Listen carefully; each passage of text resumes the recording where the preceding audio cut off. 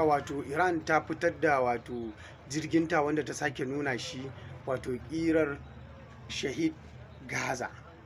Iran dai tana ƙere-ƙeren wato jirage ɗaya bayan ɗaya wanda suke shiga gurare da dama shi wato Iran idan suka girgiri jirgi suka nuna shi kuma ya fita ya aikin da suke da bukata.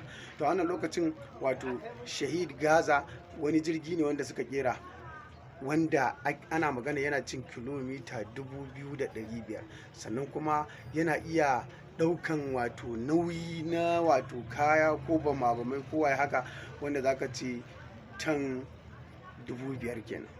To idan ka lissafa da irin wannan jirgin kenan an daɗa yin modernizing ɗinsa, kuma dama wato idan ka lura sosai zaka ga ba wai tsohon wato sabon jirgi ba ne, an daɗa modernizing ɗinsa ne inda zai je wasu gurare. Sannan kuma suna magana shi wannan jirgin an yi shi ne don ya dinga yin patrol wato a ɓangaren Gaza wanda ake ta karkashe su da sauransu.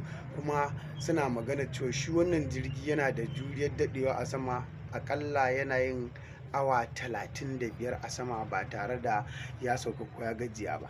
Wannan ne zai nuna ma cewar tabbas Iran ta daɗa samun ci gaba a ƙere-ƙerenta, kullum daɗa samun ci gaba take. Sa'a ce a wancan lokacin an yi shi bai kai ya yi wannan tafiyar ba, ko kuma bai kai ya daɗe a sama kamar haka ba, bai kai ya rinka ta yawo yana wato duba abubuwan da ake da bukata ba. To a wannan lokacin an yi modernizing ɗinsa, an daɗa gyara shi wanda zai musu aikin da suke so.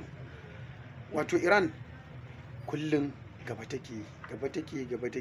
Wannan ta sa ma wato ƙasar America ta ga kawai gwanda ma ta janye, amma dai Yahudu tuba babu, wato Isra'ila kenan, su ba su shirya janyewa ba, babu mamaki ko sai nan gaba.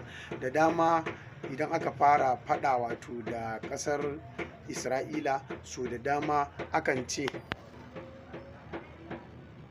ba sa jin bari. Saboda haka a wannan lokacin dai da alamu Iran za ta sa Yahudawa su ji bari. Mu haɗu a comment section don jin ra'ayoyi.